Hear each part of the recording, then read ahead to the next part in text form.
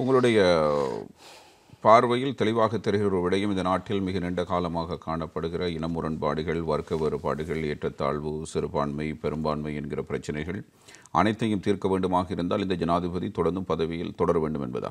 நிச்சயமாக நான் ஒரு மாறுபட்ட பார்வையோடு இருக்கிறேன். நிறைவேற்ற அதிகாரம் கொண்ட ஜனாதிபதி முறை ஒழிக்கப்பட வேண்டும். இப்பவும் கதைக்க தொடங்கிவிட்டார்கள்.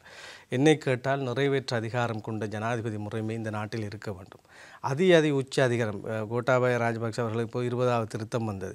20க்கு வாக்களிச்சிட்டாண்டு நம்முடைய சமூகம் விமர்சிக்காதவர்களே இல்லை. 20க்கு நான் வாக்களிக்கவில்லை, நானும் சேர்ந்து தான் பேச்சுப்பட்டேன். ஆனால் எம்எச்எம் அஷ்ரப் அவர்கள் அப்போது நிறைவேற்ற அதிகார முறை இருக்க வேண்டும், சிறுபான்மைக்கு அது பாதுகாப்பு என்ற ஒரு கருத்தை சொன்னார். ஷேக் இசைதீன் அவர்கள் அந்த நேரம் செயலாளராக இருந்தவர் என்ன சொன்னார் என்றால், அது அஷ்ரஃபினுடைய தனிப்பட்ட கருத்து, கட்சியின் நிலைப்பாடல் என்றார். அதிலிருந்தான் அவர்கள் இருவருக்கும் இடையிலே முரண்பாடு தோன்றி 2 பேரும் பிரிந்தார்கள்.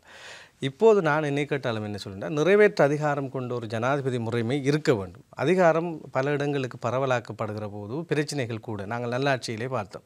பிரைம் மினிஸ்டரும் இருந்தார், ஜனாதிபதியும் இருந்தார். கடைசியாக ஈஸ்டர் தாக்குதல் ஏற்பட்டது, அதை நீ பார்த்துருக்கணும், நான் பார்த்துருக்கணும் என்ற அந்த அதிகார இழுபறியில் தான். இந்த அதிகார இழுபறியோடு ஒரு நாடு இருந்து வெற்றி பெறுகின்ற நீங்கள் இந்தியாவை எடுத்து பார்த்தால் அங்கே பிரைம் மினிஸ்டர் ஆட்சி, ஜனாதிபதி டம்மியாக இருக்கார். சரிதானே? நீங்கள் மலேசியாவை, சிங்கப்பூரை, ஏனைய நாடுகள் எடுத்து பார்த்தீங்கன்னா ஒரு ஆட்சி தான், ஒரு அதிகாரம் ஒரு இடத்துல குவிக்கப்பட்டிருக்கும்.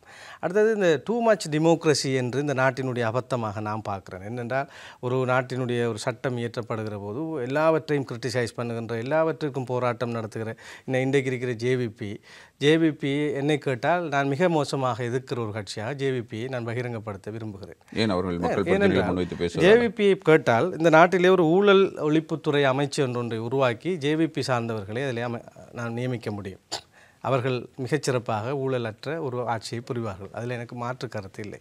ஆனால் ஒரு நாட்டினுடைய ஒரு பாலிசி மேக்கிங், இந்த நாட்டை எப்படி கொண்டு வரலாம் என்பதற்கான ஒரு தொலைநோக்கு திட்டம் அவர்களிடம் இருக்கவே மாட்டாது. இல்லை, நாங்கள் அப்படி இருந்தால் கேட்டிருப்போம். பார்லிமெண்டத்தில் எவ்வளோ கதைகளை கேட்கிறோம். ஜேவிபியிடம் இல்லை என்று நான் கருதுகிறேன். அதே போன்று இப்பொழுது போர்ட் சிட்டி இல்லை என்றால் 75 ஆண்டு காலம் இந்த நாட்டை ஆட்சி செய்த யூஎன்பி, எஸ்எல்எஃப்இ, மொட்டுக்கட்சி போன்றவரிடம் இருந்ததனால் தான் இந்த நாடு இந்த நிலைமைக்கு வந்து. அப்படி நீங்கள் சொல்ல முடியாது. நான் என்ன சொல்கிறேன் என்றால், ஜேவிபி மொட்டுக்கட்சியை விடுங்களேன். நீங்கள் ஒரு நவதாராளவாத பொருளாதாரத்தை ஜேஆர் கொண்டு வந்தார். 3 பொருளாதாரத்தை ஸ்ரீமாவோ பண்டாரநாயக்க கொண்டு வந்தார்.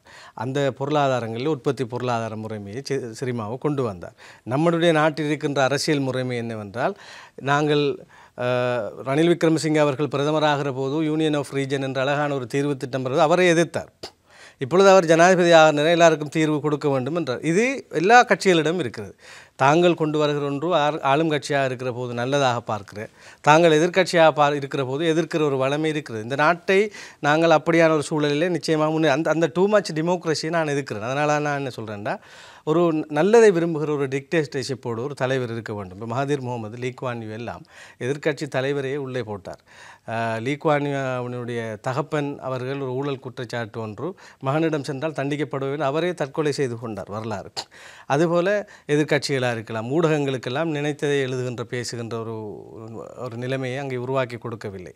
நமக்கே தெரியும், ஊடகங்கள் ஊடாக கடந்த காலங்களிலே பிழையான பொய் பிரச்சாரம் செய்து மக்கள் ஒரு பிழையான எண்ணம் கொண்டமைக்கு முஸ்லீம் சமூகம் தொடர்பாகவோ இணைய விடயங்கள் தொடர்பாக ஊடகங்களுடைய பிழையான பொய் பரப்புரை.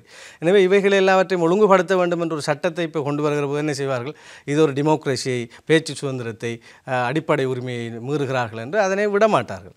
எனவே இதை செய்யவும் விட மாட்டார்கள், அதை செய்ய. அதற்காக நான் என்ன சொல்கிறேன் என்றால், ஒரு நாடு, நம்மை போன்ற ஒரு நாடு, இந்த கருத்தை யார் இப்போது ஏற்றுக்கொள்கிறார்களோ எனக்கு தெரியாது. ஆனால் காலம் எல்லோருக்கும் இதனை உணர்த்தும். நான் மிக தைரியமாக சொல்கிறேன். இந்த நாட்டிலே அது யாராகவும் இருக்கலாம், ஒரு அதிகாரம் ஒரு இடத்தில் குவிக்கப்பட்ட அந்த குவிக்கப்படுகிற அதிகாரம் இந்த நாட்டை நேசிக்கக்கூடிய ஒரு Lee Kuan Yew, Mahathir Mohamad போன்ற சப்ஜெக்ட் நாலேஜ் உள்ள, அதே நேரத்தில் நாட்டையும் நேசிக்கக்கூடியவராக இருக்க வேண்டும். இப்போ நாங்கள் அப்படித்தான் ஒரு அதிகாரத்தை குவித்து கொடுத்தோமே எங்களுடைய முன்னாள் ஜனாதிபதி அவர்களுக்கு என்பதில் தான் இங்கே தவறு நடக்கிறது. உண்மை அது. யாருக்கு கொடுத்தோம் என்பதில் தான் பிரச்சனை. முன்னாள் ஜனாதிபதிக்கு அந்த அதிகாரத்தை கொடுத்ததில் தான் அந்த அதிகாரம் சரிவர பயன்படுத்தப்படவில்லை. மிக குவிந்த ஒரு அதிகாரம் நான் நினைக்கின்றேன் ரணில் விக்ரமசிங்கே போன்ற ஒருவரிடம் இருந்தார், அதனை செய்து காட்டுவார். அவர் பிரைம் மினிஸ்டராக இருந்தபோது இருந்த அவருடைய அணுகுமுறைக்கும் இப்போதும் நீங்கள் பார்த்தால் புரிந்து கொள்ளக்கூடியதாக இருக்கும். அவர் அப்படி ஒரு அதிகாரிகளை அழைத்து வந்து எந்த ஒரு தலைவரும் கதைக்க மாட்டார்கள். அவர் தைரியமாக இந்த நாட்டை எப்படி கொண்டு போக வேண்டும் என்ற ஒரு விஷனோடு இருக்கிறார். எனவே அவருக்கு நான் ஒரு முறை பாராளுமன்றத்திலும் பேசினேன். ஒரு 10-15 வருடத்துக்கு ஒரு நிரந்தர ஜனாதிபதியாக அவரை நியமித்துவிட்டு பாராளுமன்றத்திற்கு தேர்தலை நடத்துங்கள், அதில் எந்த கட்சி என்றான போட்டி யார் என்றாலும் வரட்டும், அவரிடம் அதிகாரம் குவிந்திருக்கட்டும் என்று. அப்படி ஒன்று நடந்தால் இந்த நாடு முன்னேறும் என்பது என்னுடைய கருத்து, தனிப்பட்ட கருத்து. இல்லை, நீங்கள் விரும்புகிற விடயத்தை சிறுபான்மை மக்கள் விரும்புவார்கள் என்று எதிர்பார்க்கிறீர்களா? சிறுபான்மை மக்கள் விரும்ப மாட்டார்கள் என்று அல்ல. இப்பொழுதோ அதிமேதகு ஜனாதிபதி ரணில் விக்ரமசிங்கே அவர்களோடு சிறுபான்மை சமூகம் எப்போதும் விருப்பம் கொண்ட சமூகமாகத்தான் இருந்திருக்கிறது. யானைக்குத்தான் அதிகம் வாக்களித்தவர்கள். இந்த கிரைசிஸுக்கு பிறகு ஒரு சிலர் ராஜபக்சக்களை காப்பாற்றுகிறார்கள் என்ற ஒரு விமர்சனம் செய்தாலும் பொதுவான ஒரு அபிப்பிராயம் எல்லா மக்களுக்கு இடையிலும் உருவாகி இருக்கிறது என்னவென்றால், இந்த கிரைசிஸில் யார் இதனை தீர்ப்பார் என்பது தொடர்பான பல பரீட்சையிலே மற்றவர்களெல்லாம் பின்வாங்கி விட்டார்கள்.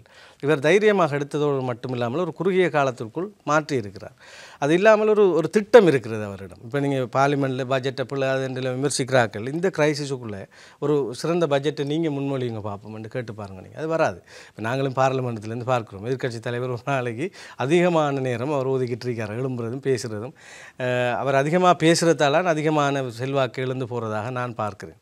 அவர்களிடம் அந்த சரியான முன்மொழிவுகள் இல்லை. இப்பொழுது இருக்கிற ஆளும் அரசாங்கத்திற்குள் ஆங்காங்கே இருக்கிற அதிகாரிகள் அரசு செய்யப்படுவது, ஊழல் விடயங்கள் எல்லாம் வெளியே வருகிறது. அந்த ஊழல் விடயங்கள் என்பது மிகப்பெரிய பலவீனமாக நான் பார்க்கின்றேன்.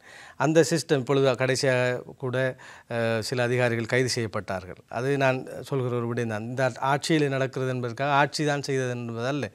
இந்த ஊழல் விடயங்கள் தொடர்ச்சியாக இருக்கிறது. இந்த நாட்டில் யார் வந்தாலும் இந்த ஊழலை செய்கிறார்கள்.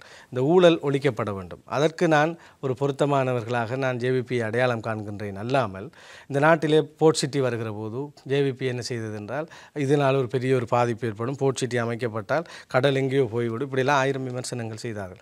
நல்ல நல்ல திட்டங்கள் ஹைவே அமைக்கப்படுகிற போது கூட இதில் சூழல் தாக்கம் ஏற்படும். இன்றைக்கு இருக்கிறது சஸ்டைனபிள் டெவலப்மெண்ட் தான். ஒரு புதிய ஒரு அபிவிருத்தி திட்டம் வரும்போது அழிவு ஒன்று வரும். அதனையும் நாங்கள் அழிவு கூடுதலாக இல்லாமலும் அபிவிருத்தியையும் நாங்கள் பாதிப்படையாமலும் செய்வது தான் சஸ்டைனபிள் டெவலப்மெண்ட். இப்போ இந்த ஹைவேயால் எவ்வளோ பிரயோசனம் இந்த நாட்டுக்கு கிடைக்கிறது. எனவே அன்று நீங்கள் விமர்சித்தது எல்லாம் போய் தானே. இப்படி எதை கொண்டு வந்தாலும் ஒரு சில தனியார் மயமாக்கலை செய்ய போனால் விமர்சனம் செய்வது. இந்த நாட்டிலே ஹெல்த்துக்கும் எஜுகேஷனுக்கும் செலவழிக்கின்ற அரசாங்கம் கொடுக்கிற பணத்தை விடவும் அதிகமான ஒதுக்கீடு நஷ்டமடைகின்ற அரச கூட்டுத்தாபனங்களை ஈடு செய்வதற்கு செலவழிக்கிறது. அநியாயம்தான். எனவே இந்த நஷ்டமடைகிற அரச கூட்டுத்தாபனத்தை தனியார் மயப்படுத்துதல் என்ன பிள்ளை? இப்பொழுது ஆரம்பத்திலே ஸ்ரீலங்கன் ஏர்லைன்ஸை எமிரேட்ஸுக்கு கொடுத்தார்கள், லாபம் அடைந்தது. பின்பு அரசாங்கத்திற்கு எடுத்து நஷ்டமோ நஷ்டம். இதுபோன்று எவ்வளவு திணைக்களங்கள் இன்றைக்கு பெட்ரோலிய கூட்டுத்தாபனமாக இருக்கல, ஏனைய கூட்டுத்தாபனங்களை எடுத்து பார்த்தால் மிதமிஞ்சிய ஊழியர்களை கொண்டிருக்கிறார்கள். இப்போ நான் சிடிபி நேற்று முன்தினம் எங்களை பகுதியில் அப்கிரேட் பண்ணினோம். இப்போ அப்கிரேட் பண்ணி நாங்கள் இதனை மெயின் டிப்போவாக எடுத்த உடனே இப்போ இதை லாபகரமாக மாற்றணுங்கிற ஒரு பார்வை இப்போ எனக்குள் வந்து விட்டது. இப்போ அங்கே இருக்கிற பிரச்சனைகளை பார்க்குற போது கண்டக்டர்மார் எக்ஸஸாக இருக்கிறார்கள். எல்லா டிப்போக்களையும் பார்த்தால் சில ஊழியர்கள் எக்ஸஸ். அப்போ அந்த ஊழியர்களுக்கும் அந்த டிப்போவால் ஓடுற பஸ் ஓடித்தான் உழைச்சித்தான் அந்த காசை கொடுக்க வேண்டியிருக்குது. எனவே இது நம்ம நாட்டில் இருக்கிற அபத்தம். கண்ணுக்கு முன்னுக்கு இது லொஸ்ட்டுன்னு தெரியும். ஒரு கடையை ஒரு தனியார் ஒருவர் வைத்திருக்கிற போது என்னென்ன காரணங்களுக்காக லொஸ்ட். நாங்கள் ஒரு 2 பேர் செய்கிற வேலைக்கு 20 பேரை வேலைக்கு வச்சிருக்க மாட்டோம். ஒரு தனியார் அதை அனுமதிப்பானா? இல்லை. அரசாங்கத்துக்குள்ளே அதை நாங்கள் ஒன்றும் செய்ய முடியாமல் வேலையிலிருந்து அவர்களை நீக்க போனால் இப்போ பார்த்தீங்களா அவங்களோட வேலையை விட்டு நிப்பாட்டிட்டாங்கன்னா எதிர்கட்சி கூச்சல் போடும். இந்த வகையான வேலைகளை அவர்கள் செய்தார்களே அல்லாமல் தெளிவான ஒரு பாதையோடான ஒரு பொருளாதார திட்டம் அவர்களிடமில்லை என்பது என்னுடைய பகிரங்கமான கருத்து.